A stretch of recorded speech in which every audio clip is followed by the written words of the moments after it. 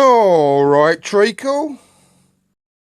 People keep asking if I'm back, and I haven't really had an answer. But now, yeah, I'm thinking I'm back.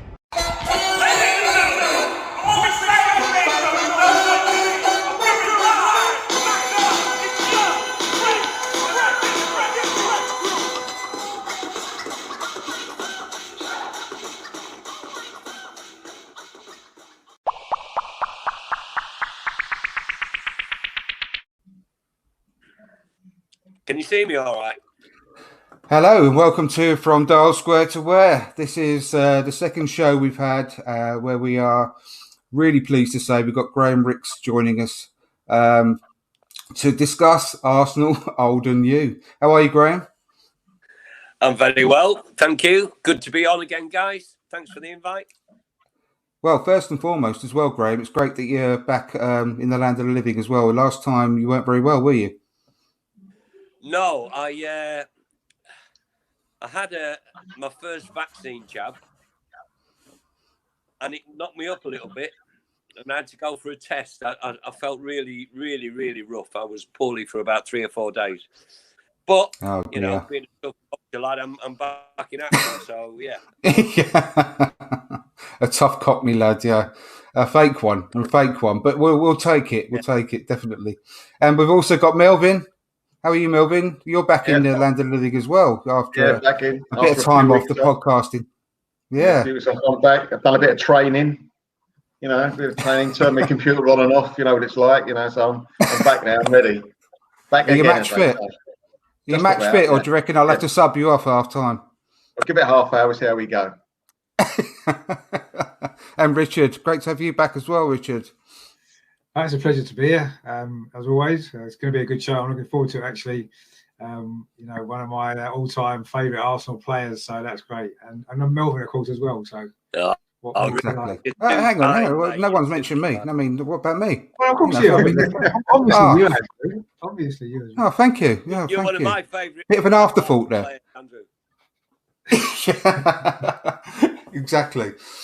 Well, I think we're going to start off actually, Graham, with a little bit of the modern day Arsenal, and we were just off air a little bit talking about the West Ham game, and just to get a bit of a thought on that one, really, because I suppose if we were 3-0 up and it ended 3-0, it wouldn't be so good, but being 3-0 down was bad enough, but bringing it back to 3-0 pretty much sums up what Arsenal are like at the moment, really. Bit Jekyll and Hyde throughout the whole season. I mean, Graham, I'll go to you first. I mean, what's your thoughts on the Mikel Arteta reign so far, with about 18 months in?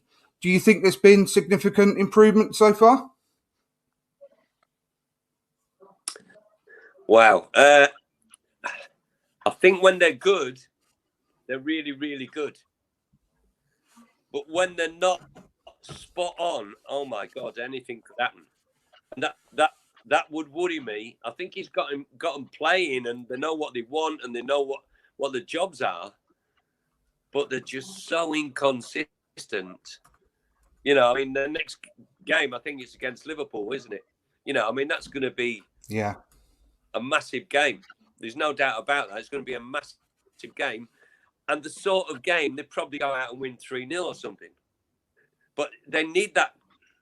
They need that consistency. They cannot be up and down. I think they've got a few volatile, what I would call personalities in that team, who you're never sure. You need people you can hang your hat on week in, week out.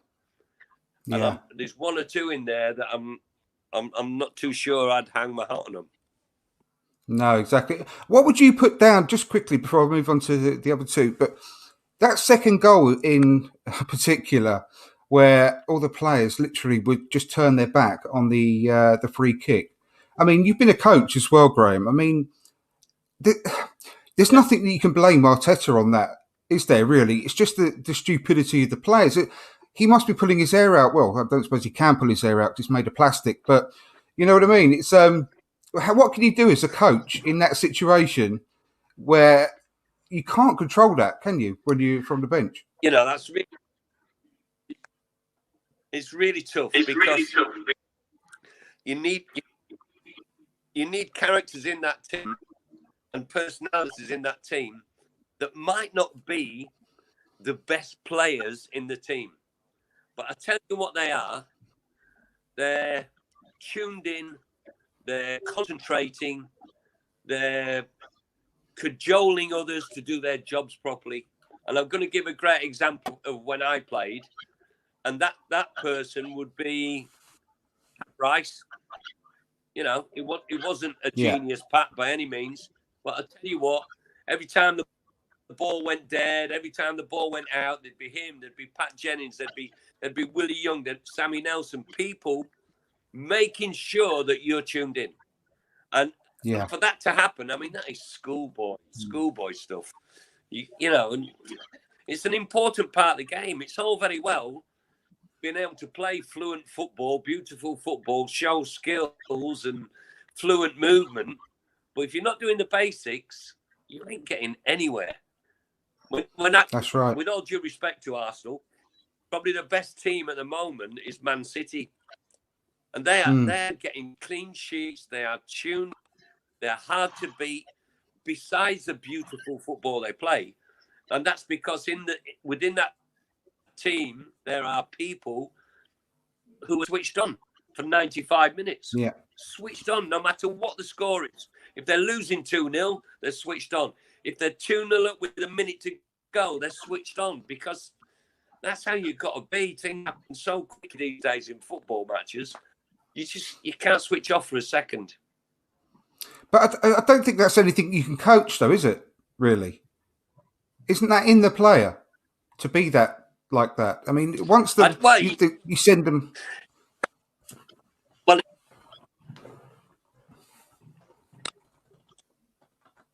it is the player's responsibility. Because I haven't watched Arsenal train. I don't know how he works, Arteta. I'm sure he's very good, but that concentration needs drumming all the time. Concentration, responsibility. And if you get, you know, I mean, the issue of the lad arriving late, you know, to me, that shows a lack of professionalism and respect to a certain extent. Well, that's the same thing on the pitch. If you're going to be late for the game, you're going to be late picking your man up. You're going to be late filling the space you're supposed to fill. Do you get me? So it's got to take over your life, that responsibility and being spot on. And if he isn't drumming that in, day out in training, and when they're having the chats and talking about stuff, then players will think it's not important. And it is. It's massive. Massive. Yeah, absolutely. Sorry, Melvin, you had your hand up there. What I was going to say, gentlemen, is you're talking about concentration. You want to go to the toilet, Melvin? You're all right, mate. Go on. No, in a minute. Talk about concentration.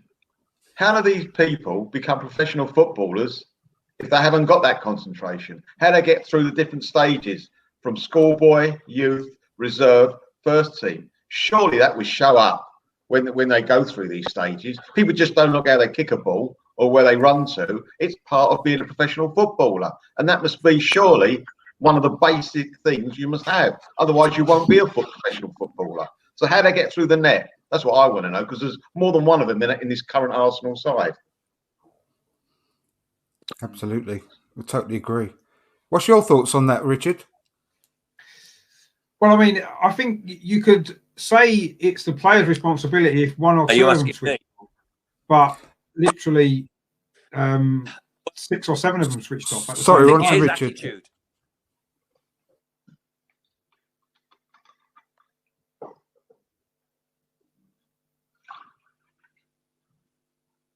Carry on, Rich. Carry on. Oh, sorry. Yeah, I mean, if one or two players had switched off, you could say that's the players, but it was more than 1 or 2. It was pretty much half the team or more.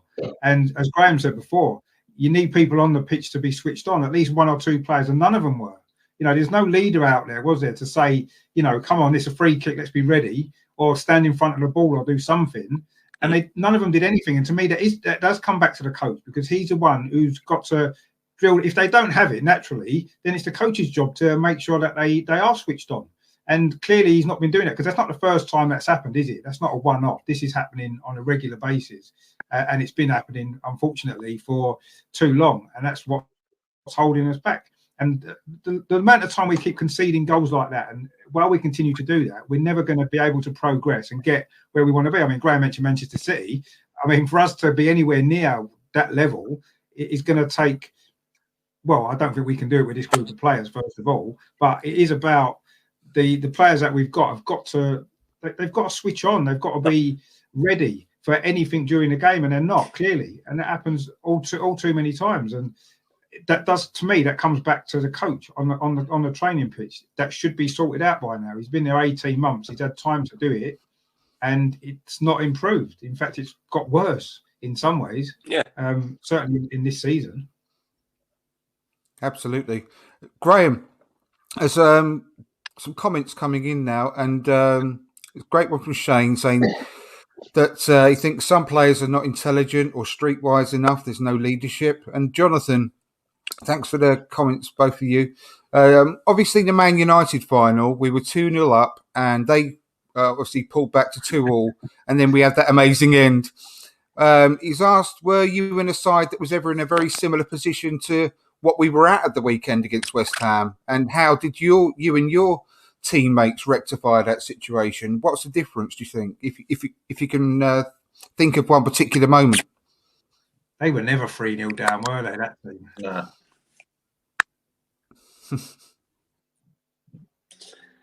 Nah, I can't remember. I don't think so. I can't just recall one. As a group of lads, I think you have to realise how important the little things are. Can you hear me, guys? Yeah. Hello? Yeah, we can hear you. We can hear you, yeah. You're just breaking up a bit on your picture, that's all. But carry on. Connection.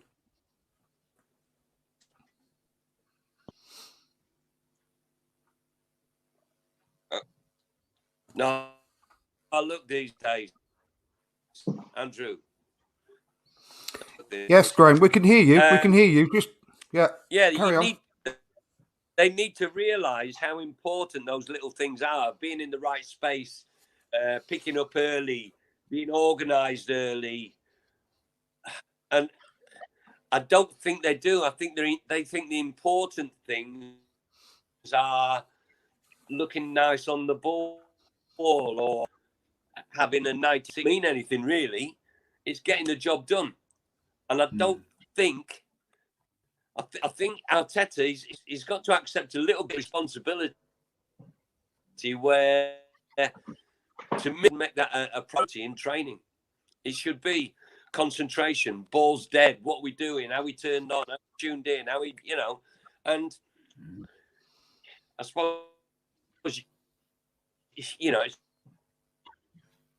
easy to blame the players, but if they're looking for guidance, well, who are they going to turn to?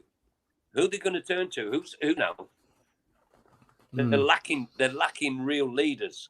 And I don't mean puffing your chest out and making a big foul tackle and all that. That's not leader. I'm on about getting the best out of the people around you, making sure they're doing their jobs properly with and without the ball.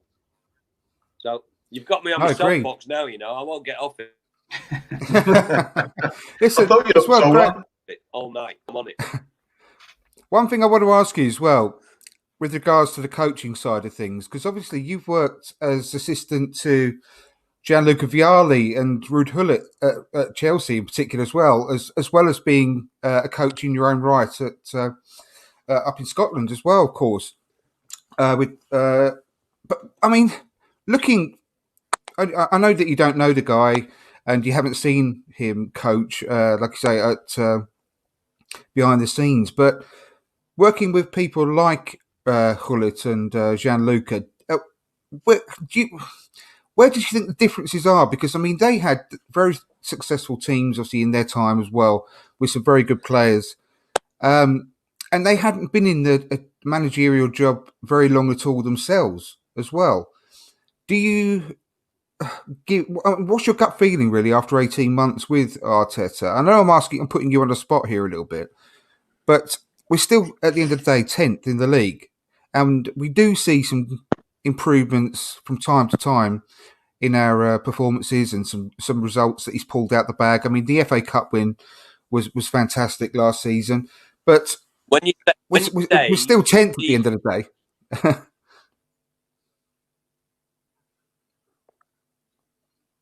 When you say you see improvements, what do you see improvements in? Well, very, very little, really, in terms of overall. Well, firstly, the most important thing at the end of the day for the club is league position, and there's no improvement there at all. We have the odd good performance, but we never have a 90-minute performance, so that's a worry. But what I do like. What I do like, one last thing though, is that when we have a must-win game, we generally win them. We don't win the ones that we are supposed to roll over, though. That's the problem. So, sorry, Graham, carry on.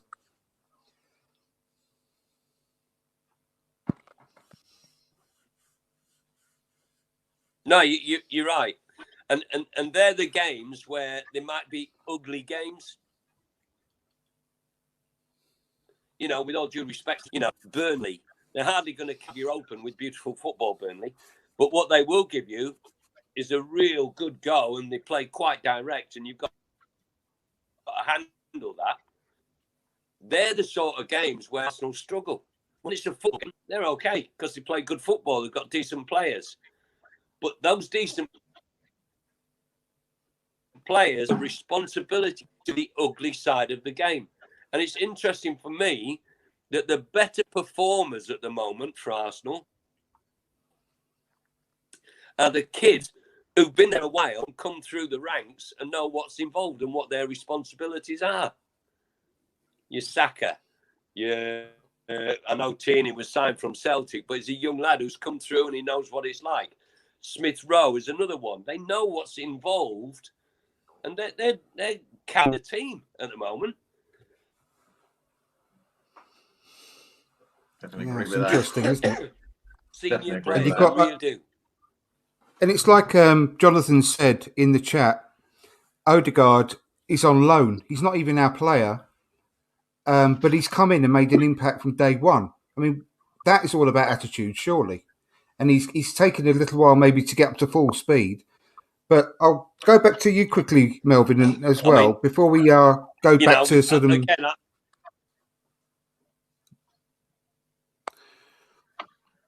Okay, I'll keep losing Graham, unfortunately. It's a bit patchy. Melvin, what's your thoughts, lastly about the most, up-to-date Arsenal team at the moment, about the attitude and how comes our younger players are the ones that have got that in spades? And also, most interestingly, Martin Odegaard, who's not even our player. He's on loan, but he's showing his real leadership as far as I'm concerned. It seems to be the more they get paid, the less they produce. I know that sounds a bit stupid, but it seems like that. If you look at the spectrum of wages, their performance is like a V, and that shouldn't be like that. Everyone should give the same performance, whatever they're paid, once they've got that shirt on, and it doesn't seem it with our team at the moment. I mean, as Graham said, the youngsters have been literally carrying the team. Before Smith Rowe came in, basically, we look like a relegation team. I'm not saying he stopped us from getting relegated, but I'm saying we did happen to look like a relegation type side before he came in. He came in, all of a sudden it clicked with him and Saka and a couple of others, and even Lacazette started playing a bit better with the guys around him because he was actually getting the ball quicker and more directly. So that helped. But really, the other one, I call it the usual suspects with Arsenal. You know, certain players in certain games will definitely let you down, and I'm not going to name them, but we all probably know who they are, and that's not good enough. In any game, Graham, you can possibly play with what they call the old-fashioned word passenger, right? You might have one passenger in your side.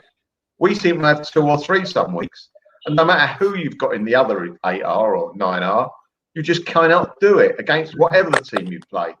And it's really, he's chipped away at it, Arteta, getting rid of some of the deadwood, but there's a lot of deadwood there still. Perhaps not in so much in ability, but in mindset. And he's got to do a little bit more work, in my opinion. Well, to be fair, as ever born, who plays well week out.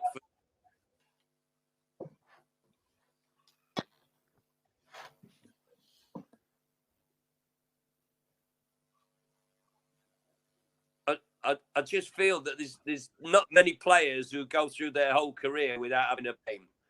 It doesn't happen. But I think the least you can expect as a teammate or as a coach or as a supporter is that when it's not happening, at least you put a shift in. You run about, you tackle. I always remember little Alan Ball, bless him. He said to me, he said, if I'm having a bad game, he said, I'll work harder and I'll try and get in the box more often to nick a goal. And when he said that to me, but now I realise what he's on about. If it isn't happening for you with the ball, you've got to do something else, something extra to prove your worth in the team, to merit being in that team. And I think there's too many of them. It's not their day. That's the end of it. They hide. I hope I'm not being controversial, by the way, guys. No, we love it. Love it. Graham, I'm going to get some questions over to you now as well, if that's okay with you. Rich, first and foremost, I know that you've been wanting to ask some questions to Graham. What have you got there? His reputation precedes him, obviously, then, Graham. Clearly. Go ahead, Rich. Hit me. Well, I mean, I've got a whole list of about 30, but I won't go through them, although we'll be here all night. First of all, you actually played in the very first Arsenal game I ever went to, which was in October 1981 against Manchester City at Highbury. I don't know if you remember it, really. I wonder if you remember anything about the game. Rich, you've had a hard life, mate. I know. What can I say?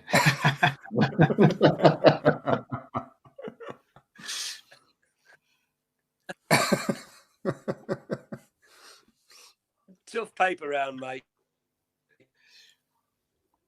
I know. Well, it is what it is. You just have to try and cope, don't you?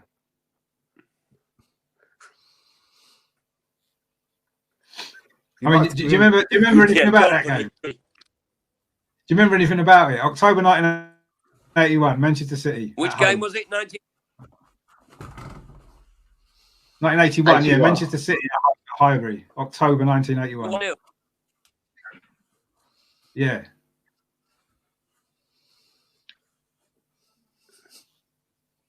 Do you remember much about the game? No, I don't. Okay. We won anyway, so that was the main thing. That was good.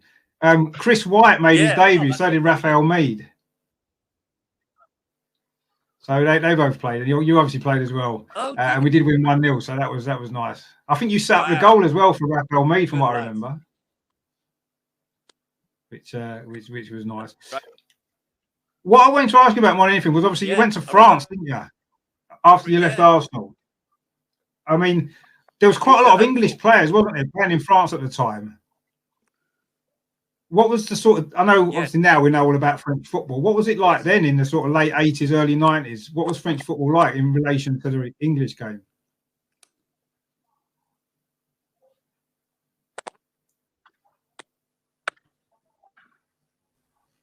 We've gone. Oh, she'll rejoin us again in a moment. Just had obviously, it's a shame with the bad connection. We had a slight issue last time, obviously in a bad area. Well, I'm just going to go through some of these questions which we'll ask as well. Thank you very much for those in the chat. But Terry Mancini, hair transplant. Great to see you again, Terry. I haven't seen you for a little while. He wants to know who was the most difficult defender he faced, and did you feel threatened after Alan Sunderland joined the club by his stronger hairline? Great question. Jonathan Porter. That is typical Terry. That is typical. Hello, good evening, Terry. I know it is. Yeah, good evening. Hello, great guy. Jonathan Porter. The young players seem to have more of a hunger and desire. I felt when we had certain groups and cliques within the side that they were detrimental to the side. I do agree. I think it's got a little bit better since they left in January, but we still obviously got a way to go. And we're just going to welcome back Graham, so we can carry on with your question, Rich. Hopefully, we'll get a bit of a better connection. Fingers crossed. Don't look. Here we are. Can you hear us, Graham? Hello, guys. Great.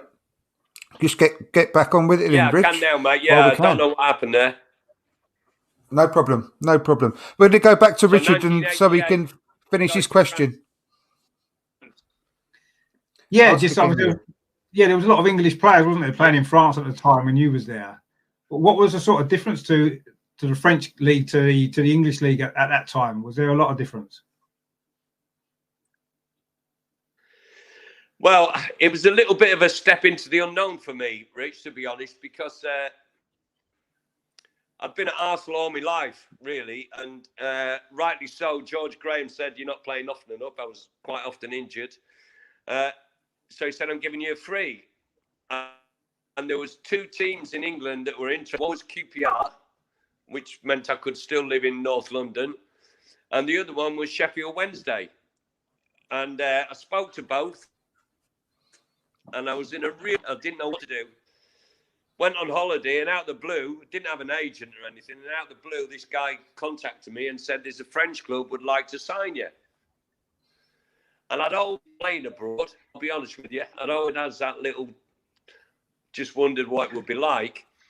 And I went and met him, and I agreed terms. And I went over, I didn't know anything about the place. It was Caen, just across in Normandy there. But I spoke to a very good friend of mine, Glenn Hoddle, who was out there playing for Monaco. Who was playing for Monaco. And I actually went out with Brian Steen, and I tell you what, being out there completely changed my ideas of football and how it should be played and what we should be looking for out of players. It just opened my eyes, unbelievably so. Wow. You guys probably remember me playing, and I was probably a technical player, if anything. But I did run about as well, because you have to run to be an English midfield player. So when I went over there, I didn't know what it meant, but they gave me the number 10 shirt. All the players went, "Ooh, ooh, ooh." So anyway, played the first game, and the opposing midfield player got the ball, and he started running with the ball. I tackled him. You know, as you do. That's what you do. Two midfield players behind me went, "What are you doing?" I went, "What?" I said, "That's my job. I do that, and then I give you the ball." Oh, my God. I couldn't believe it. Wow. So I didn't have to run about or tackle. I just had to be available every time they got the ball. I should have gone out there when I was 21. So What's that? For me, I'm trying to get the times frame there. Was Arsene Wenger managing at that point in France already, or not? Was it before Arsene Wenger started? In Monaco. He was manager of Monaco. That's where he was. Yeah, I thought so. Yeah. Yeah. Yeah, because there's quite a few English players, wasn't there? And Glenn, you know, I mean. Did Haitley was there? Was Haitley out there as well? Mark Haitley. About it. Yeah, Clive Allen, he was playing out there. Haitley. But they were at a pro. Clive Allen played for Bordeaux. Jesper Olsen played for Bordeaux. Brian Steen out there with me. Frank Stapleton had a little spell over a half. Oh, he did, yeah. There was a lot of English lads going out there. And I've got to say, it was great. The French people were very, very respectful. The particular coach I had at Caen loved English football. I still speak to him now, by the way. He lives in Montpellier. And he loved English football. And I brought him over for a few days when we had a Christmas break. We always used to have a little Christmas break. And on the Friday night,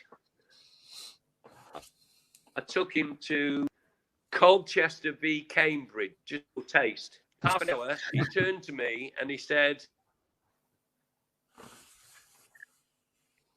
because both teams played exactly the same way. It wasn't like that in France. Away from home, very tactical, defend a bit deeper, you know, blah, blah, blah, no risks.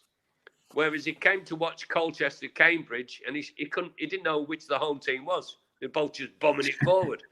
And the next day, I took him to Highbury. I took him to Highbury the next day to watch a game. I can't remember which game it was. And he loved it. Absolutely loved it. But, you know, again, the things he saw that weren't related to football, he thought were important and took them back into France. For example, the YTS or the apprentices sweeping rooms afterwards, collecting the kit up, doing the chores. That didn't happen in France. And he introduced it into Caen because he thought it kept their feet on the ground, a good grounding, good education, kept them humble. So it was a great time. I was out there 4 years and a great 4 years. I really did. Yeah, it's fantastic. Wow. Yeah, I'm just going to lead into one question from Graham. From Jonathan again. It's quite apparent. It's quite a good link up to your time in France, because we've had an issue recently at Arsenal, really, with having different cliques in the dressing room. Did you ever experience a group of players who formed a clique, particularly maybe in France, that was detrimental to the side you were playing in? You know something? I've never been involved in a club or a team where there's been a clique at all, and I think that's got a lot to do with the senior players at a football club. You know, they shouldn't allow it to happen. They're the guys who run the club. You know, when I was a nipper, the senior guys were people like Pete Simpson, John Radford, Geordie Armstrong, Bob McNabb, proper guys, proper fellas. And if somebody stepped out of line, no matter who it was, they'd be on them. And that gets passed down through the generations, through to the Stapletons and Ricers and myself and Liam and then Tony Adams and all. That's how it was. And now they're probably lacking that. And I don't get it. How can you have a team where people aren't not pulling in the same direction? It's just, I don't know. It saddens me. It saddens me. The game today is really different to the game I was involved in. Yeah. And when I say that, I don't just mean the technology that's used and the vocabulary, the mindset. Oh my God! If I hear that word again, I'm gonna pop my head open. Well, what about project or process? Should I not mention those words either? Yeah, process. Yeah, that's another one. Yeah, that does my head in. Look, lads, you can play football, stick together. Bobby Robson gave me. I don't know whether I told you this last time, but Bobby Robson, I was assistant manager at Chelsea. And just starting to get a bit of a name in the game as a coach and what have you. And we played Ipswich, and he was there watching, and he said to me, "Graham, a little bit of advice." He got my name right, by the way, which is a real bonus. He usually called me Brian, but never mind. He said, "Graham, you want to be a good coach?" I said, "Yeah, of course I do, boss." He went, "Get some good players." I went, "Yeah." He said, "You want to be a great coach? Get great players." And that's what Jose Mourinho has been doing his whole life. The better the players, the better the coach. It's good advice. Yeah. I mean, a big thing for me at Arsenal. I don't want to take over, guys, but please do. No, carry on, please. No, carry on, please. Please take. I just it worries me a little. The players that Arsenal seem to be signing. You know, when I see some of the big money signings and what I've got just a little bit disappointed. Mm. Yeah, well, do you think it's getting slightly better recently? Yeah, with the likes of Ødegaard coming in and Tierney, for example, Gabriel at the back, they seem to be in the right direction for me. Yeah, I think they're getting there. Yeah, I mean Tierney was a stick on anyway when he was playing at Celtic. Absolute no. Yeah. Gabriel, yes, he's got something. There's no doubt about that. Ødegaard, yeah, but I just think there's been a lot of money and they ain't got any value for it. Oh, totally. Yeah, now, I totally agree. How many transfer windows has Mikel had? 3. Yeah, but to be fair, it's got to be taken into account that obviously it's very, very different than ever before with regards to the pandemic and so on and so forth. I suppose. Do you think that's got to be taken into account? It's not a normal time, is it? But one other quick question before I pass on to Melvin and Richard again. Terry Mancini in the chat said, do you feel that the speed of today's game would make players of your generation and beyond unable to play in the Premier League, or is it a complete fallacy? Because he says, bear in mind, I recall Paul Mariner having a spell in midfield.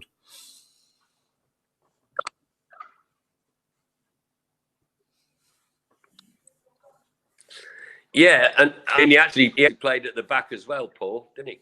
He filled in several positions. Yeah.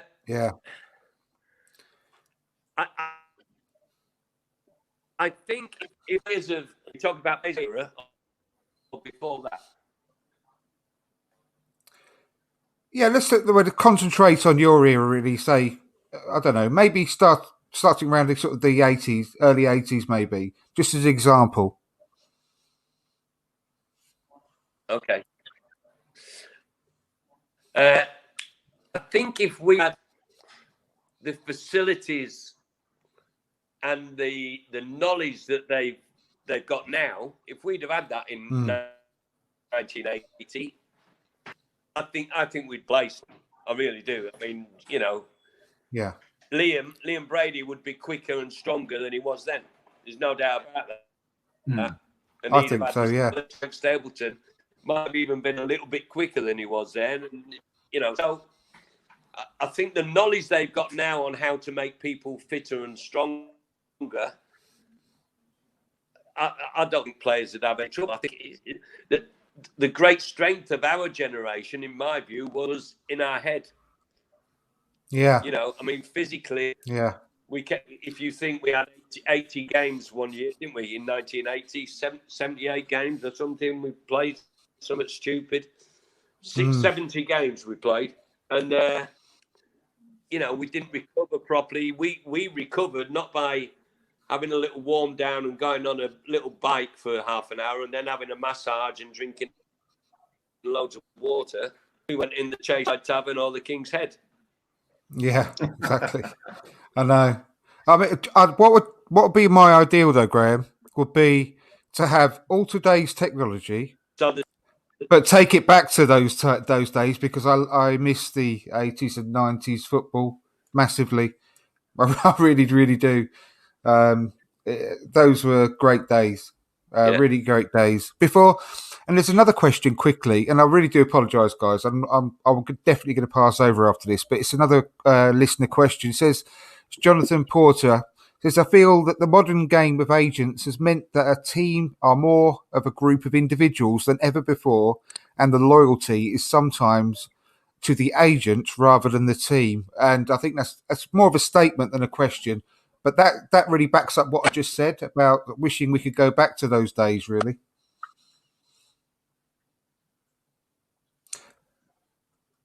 So, Melvin, and what do the other guys have you got any questions that you'd like to ask?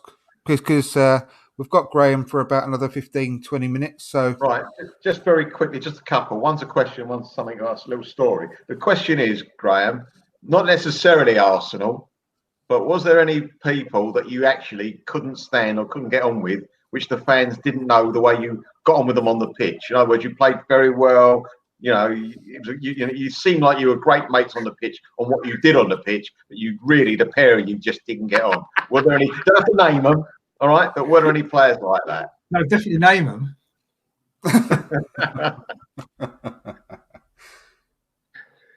Melvin, what a great question, man.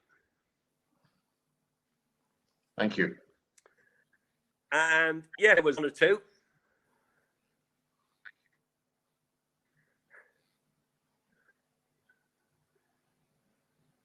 But I'm not telling you who. Oh, come on. That's disappointing, isn't it? Right. And also, just one other thing, Graham, my best friend is moving house, right, in a couple of weeks.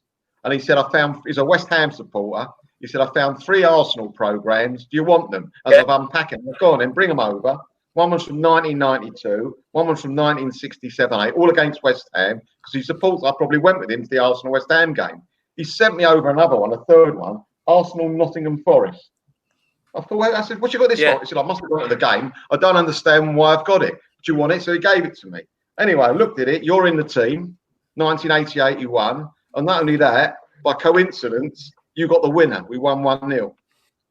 That's a weirdo, isn't it? How random was that? He gave me this program. Yeah, definitely.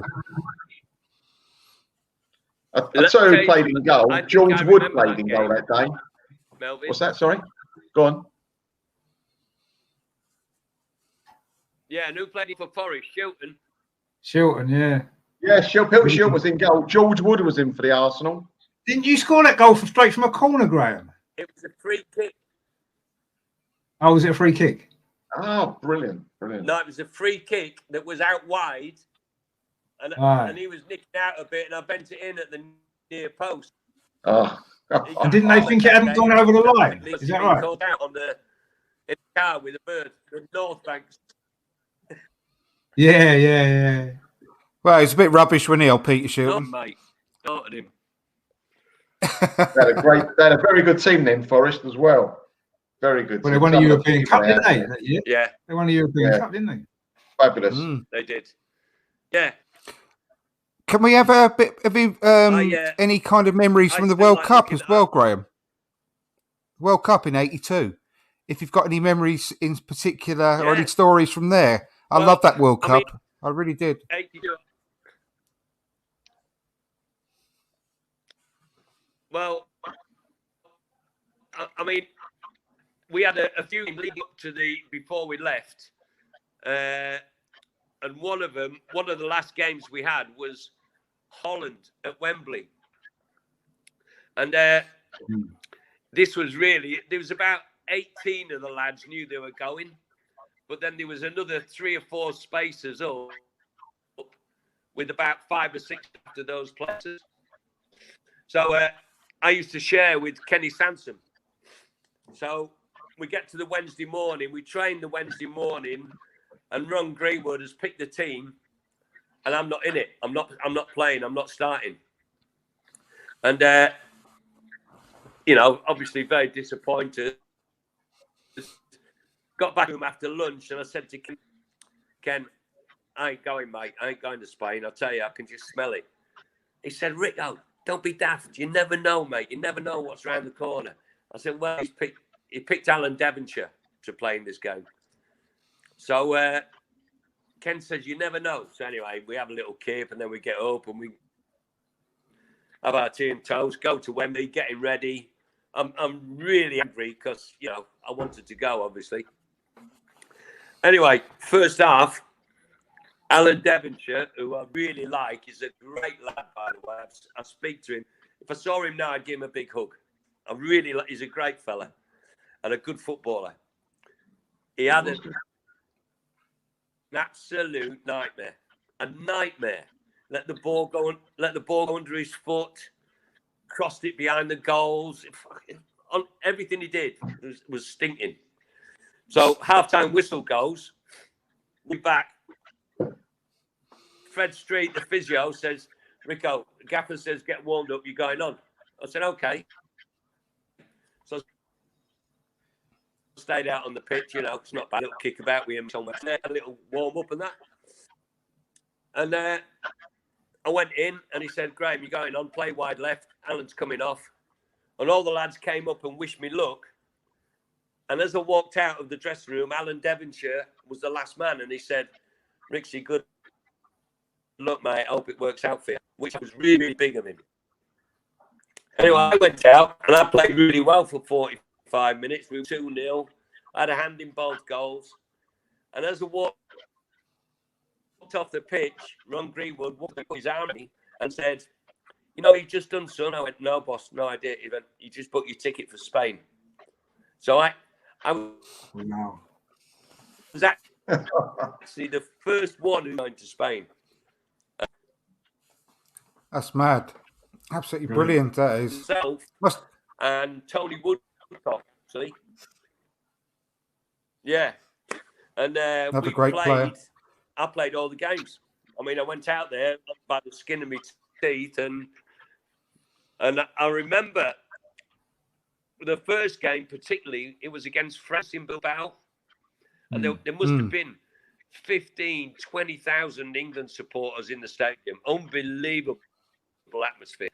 It was 40 degrees in the stadium. Blimey. And we obviously weren't used to that, French. We got stuck into it. Jurès, Platini, Rocheteau. Brilliant team. What a team they had. They had really good foot. Tigana. They had great players. Yeah. But we rattled them. We got into them and rattled at them. Delighted after the game. I get pulled for a drugs test. Me and Paul Mariner. Now, at that stage of my life, I was about 2.5 stone. I had lost 7 pounds in that game. God. Wow. Bloody hell. 7 That's mad. pounds was nothing. It took me 5 hours of heavy drinking, alcohol, coke, water, tea. It took me 5 hours to produce a specimen. So that means by my... with me, he lost 11 pounds. God. That's unbelievable.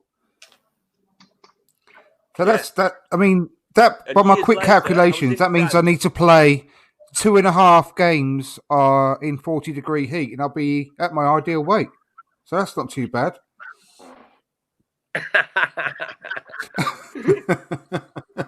What is the most impressive kit that you've got? Do you know when you swap your shirts? Did you get any good ones at that World Cup?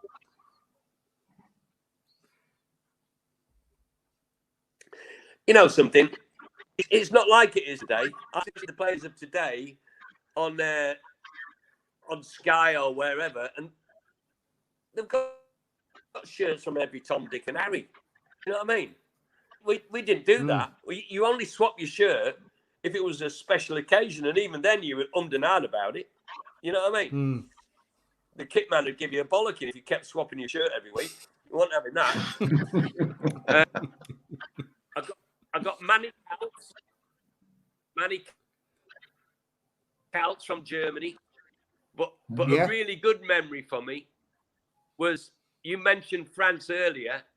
So in 1989-90, I was playing in France. And Platini, who was high up in the French Federation at the time, he came to our game, and our president was showing him round the dressing room, introducing him to the boys. And he got to me and he went, Michel, Mr. Graham Riggs, Riggs, Robs, Wilkins, Koppel. Because we were all day, mate. He got some stick that. Oh wow, that's amazing. I mean, you must have played against some of the incredible players though as well. That was better. Great times, you know, when you're with people who are not your teammates as such, because we're all from different clubs. To be out there together, and you see what 4, 5, 6 weeks, quite intense. You know, I made have such a cuddle, you know, and it was just through that tournament, really. Yeah. Brilliant. Richard, if you do you want to move on to you? But what about regarding any more questions? Because we've got about another maybe eight minutes or so with Graham before he has to go. Yeah, I mean, Graham, the team from sort of 1984. Guys, I hope I'm not boring you. To be honest. No, keep talking. Keep talking. Don't stop. Yeah, that is great. The team from 1984, okay. Graham, you was in, with Woodcock and Kenny Sansom, obviously Viv Anderson. We were top of the league for a while. Do you think that team really underachieved? Should have maybe gone on to win something? Yeah. 100%. Why do you think that we didn't? We had Viv Anderson, we had Dave O'Leary, Tommy Caton, Kenny Sansom, Stevie Williams, Charlie Nicholas. Myself, I don't think we replaced Liam Brady. I'm not sure. Charlie Nick, Tony Woodcock, Mariner. Yeah. No, Liam Brady had gone. But we had some really good players, and we should have done a lot better. We really should. I don't know what was wrong. I don't know why it didn't gel, but you know, whether I don't know. I really don't. We didn't replace Stapleton or Brady, though, did we? Though, Graham, we didn't replace them sufficiently. Well, no. Well, we replaced them, but not sufficiently, though, with equal quality. As good as them. I don't know. I thought that was a better team, the '84 team. So maybe the sort of late '70s team. I thought the '84 team was better. Was heartbreaking. Yeah. On paper. Yeah. Good to watch as well. That's what I said earlier about, you know, to be a footballer, it's not just about passing the ball and looking that bit. There needs to be more amongst you to all muck in and all do the dirty stuff. And you know, now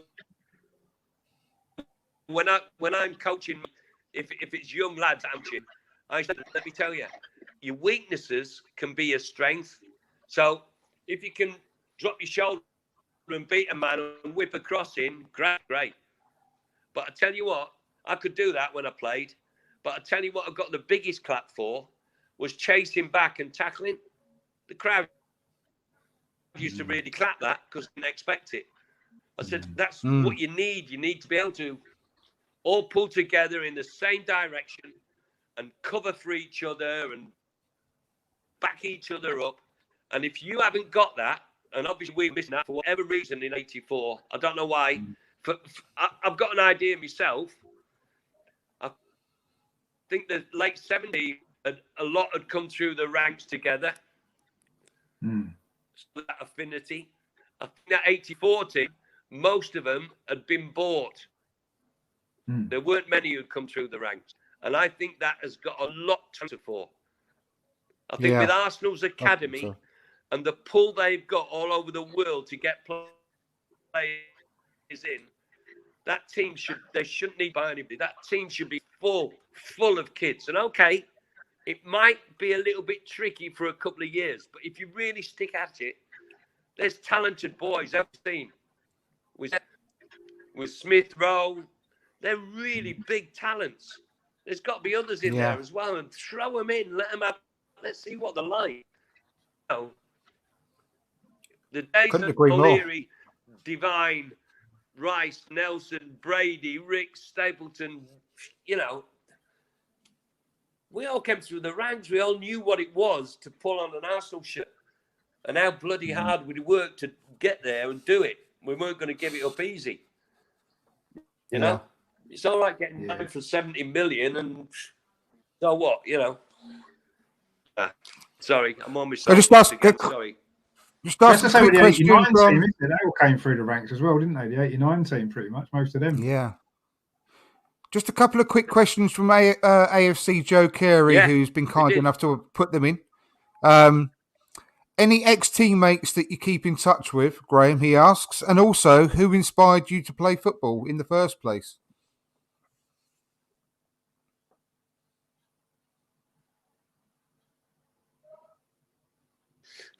Inspiration to play football was my dad. No doubt about that. Apparently, because obviously I was born many before days of telephone and all that. And my dad rushed to Doncaster General Hospital, and my mum had started the labour, and when he arrived there, it was too late. And he rushed in to the ward to see her and turned to him and said, "Don't worry, Alan, you've got your footballer." And that's all he wanted for his life, was football. So he was the inspiration. There's no doubt about that. And I had to wait until I was about 28 years of age for him to tell me that I'd had a good game. He never, ever gave me any praise. Never, ever, ever, ever. What was that game? Work on your right foot. What was that game he said? Got to work on your head. Pulled out of a tackle, 1974 or whatever. I mean, when he said you'd had a good game when you were 28, do you remember what game that was?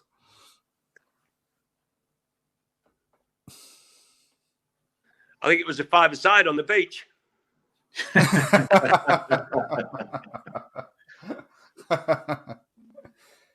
And who, Graham Porter, Jonathan Porter said... I stay in touch with. Yeah. Oh, yeah, sorry, yeah, carry on. I was just going to tell you the lad I still stay in touch with. I'm in touch with Liam Brady every now and then.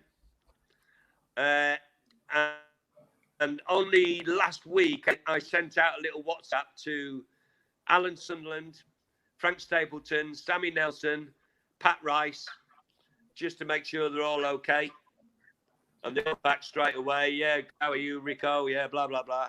So they're the guys I stay in touch with, really.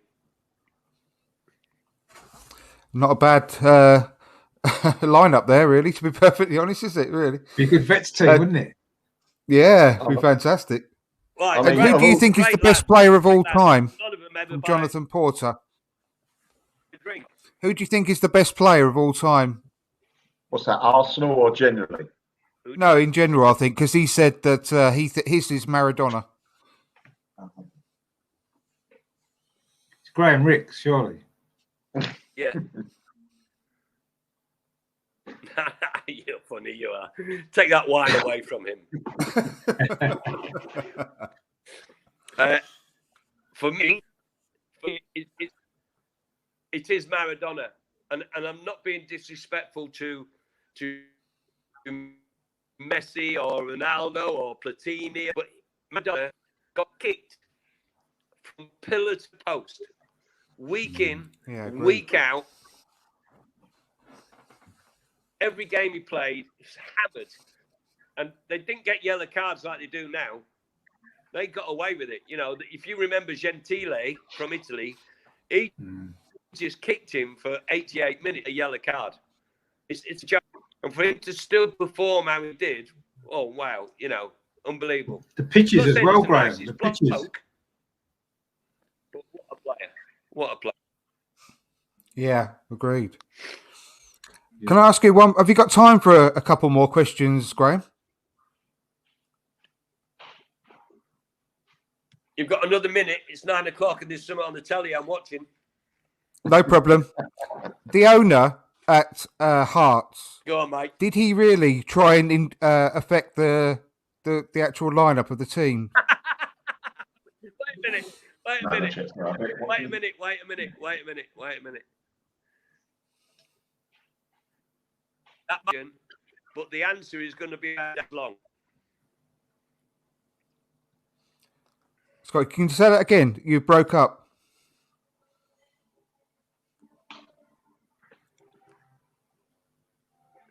Like a short question, but the answer will be 3 days long. Okay.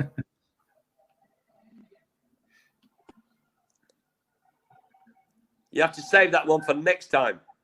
All right. Okay. Good. Look forward to that. God, that's like a cliffhanger. Doom, doom, doom, doom, doom, doom, doom, doom. Remember, next time. Yeah. That's a proper EastEnders cliffhanger, that is. EastEnders drums, yeah. Listen, Graham, we've got to let you go then. But that's a fantastic way to end with a cliffhanger for episode 3 of the Graham Rix saga.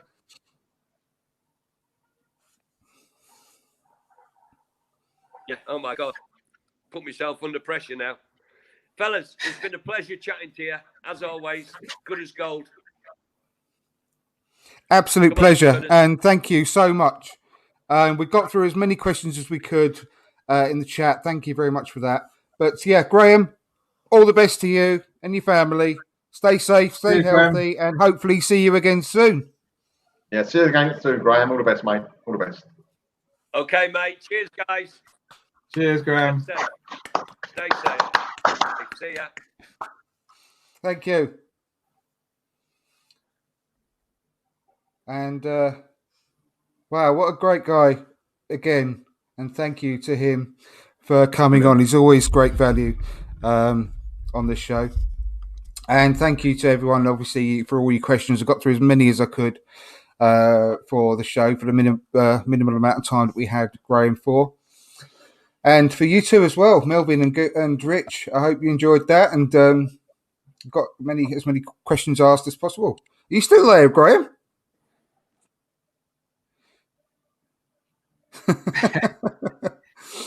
You're not left the show. This bit is on VAR, isn't it? It's on VAR. He's enjoying it too much. That's what it is. I think so. But anyway, thank you to you two as well.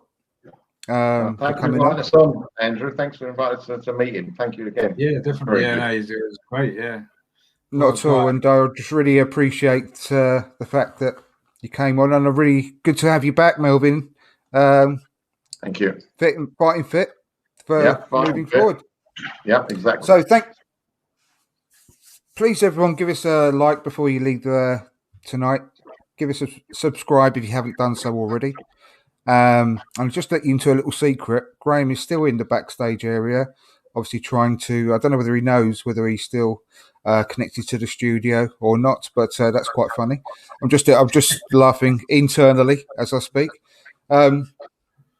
But yeah, join us next week for another show. And great news that we've got a third one coming up with Graham very, very soon.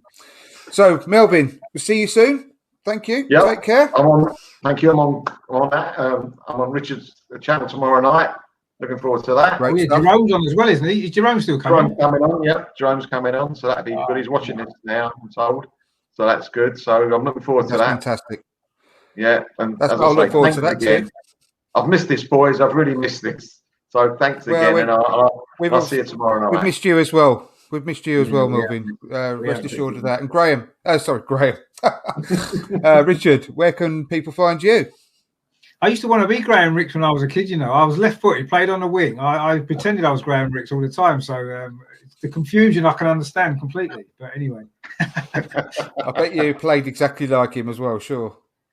Well, maybe not quite as good, but I used to think I was. There you go. But he definitely had a better career than me. Let's put it that way. But, don't say that. Don't say that at all. I probably had a better football career than you, but Well, yeah, no, that's what I meant. Yeah, He did play in France as well, so that's even better, isn't it? So, but no, I mean, my time's over and over and over again, and so I've got a show tomorrow night about Aubameyang. Actually, what do we do with Aubameyang? What's going on? What's going wrong with him? Should he still be captain? What's Arteta need to do to get more out of him? And generally, looking into that really. I say obviously the Melvin Son's on as well, so we've got 2 marks coming on, which will be fun. So that's going to be good. And that's it's going to be 7:30 tomorrow, so that's going to be, look out for that. And then I'm going to do another watch along of the women's actually on Saturday. They're playing the Spurs North London derby. I think that kicks off at 3:30. So I'm going to do a watch along of that because I did the game last week. I enjoy watching the women as well. So that's on Saturday, obviously with no proper game this weekend, if you like. That's going to be my proper game for Saturday. So I'm doing a watch along of that as well. And there'll be some more stuff coming up next week as usual. So please give this show a like and subscribe, and make sure that you subscribe to this channel as well, because there's always great stuff on here as well. Yep. Thank you. Yeah, I'll definitely be tuning in tomorrow, and obviously at the weekend as well for the watch along. It'll be good stuff. So thanks again to everyone. Hopefully we'll all see you soon. Take care and good night. Come on, you Gunners. Come on, you Gunners.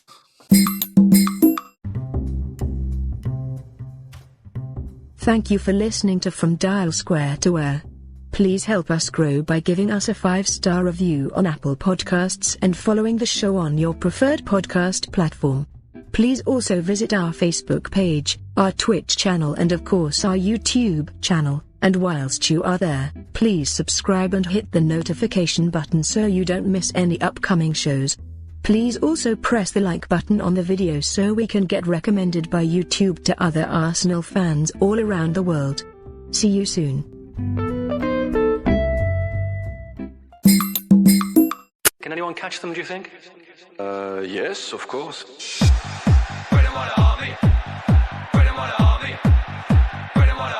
Yeah, unbelievable. We didn't expect that. Awesome.